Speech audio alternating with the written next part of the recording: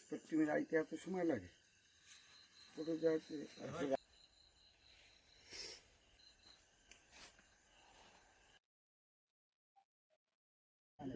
এসেছি গো তাদের পায়ের ছাপ।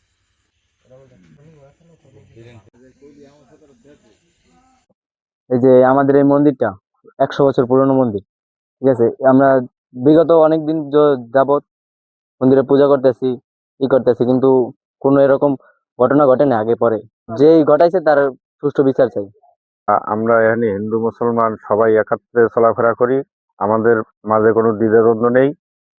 এই ঘটনা যারা সম্পৃক্ত তাদেরকে আইনের হাতে সোপর্দ করা উচিত, আর তাদের সুষ্ঠু বিচারটা আমরা পাই, এটাই আমরা এলাকাবাসী চাই। দৃষ্টান্তমূলক শাস্তি দাবি করছি। আমরা দীর্ঘ সময় এই বাউফল সদর ইউনিয়ন 2 নং ওয়ার্ডের গুসিঙ্গায় হিন্দু এবং মুসলিম দুনো সম্প্রদায় লোকরাই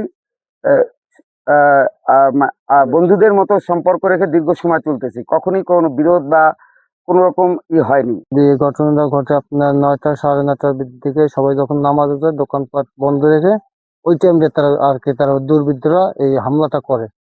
আর এরপরে আপনার ওই যে নামাজ পড়ে আসার পর যখন যারা এখান থেকে যাওয়া যাচ্ছে তারা নাকি এটা দেখছে।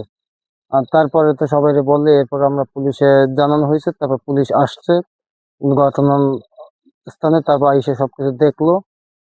আসলে এখানে আমাদের ওসি এবং ওসি তদন্ত উভয়ে আসছিলেন। আমাদের পটুয়াখালী থেকে আমাদের সিআইডি এবং ডিবি টিম আসতেছে, আর আমরা আপাতত এটার দেখাশোনার দায়িত্বে আছি।